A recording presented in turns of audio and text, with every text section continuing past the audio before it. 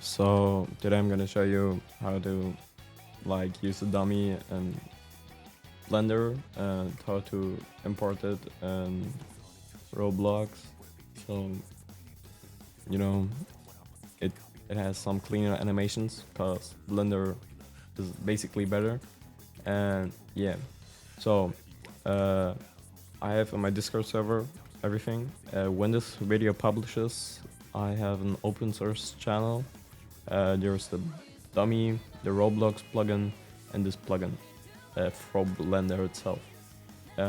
So when you wanna, like, first of all, you go into Blender, then you go to Preferences and on Add-ons. And after you have downloaded this file by this button, you just go here, install from disk, and then you just search it, click on it, and then you gotta enable it. Wait, yeah, here it is. So yeah, that was it. With the Roblox plugin, you just go on the link. There's like get it, and then you go into Roblox and have this plugin then. And now about the export part. You just move it, like, I don't know, do move or something, you gotta move it like around.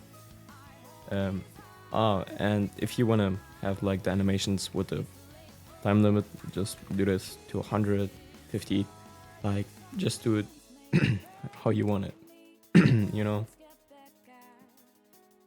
And then you press N, export animation. Yeah, and then you go to Roblox, and then you go to your dummy, click on it first, open, import, copy and paste it. Sorry. And yeah, you see, it's only like this because of the time limit, so you can change it. I like to save it to the animation because I don't want to like put too much in my animation folder thing. So yeah, just do this, and then if you have like Moon Animator, you can just use this, and then yeah, it's all done. If you don't have Moon Animator, you can go to here, animation, and you click on the dummy you've turned it to, and then you just press skip. Then you click here, load, and then the animation what's named after, and then you just press space. Yeah, that was it all. It should be easy, so yeah.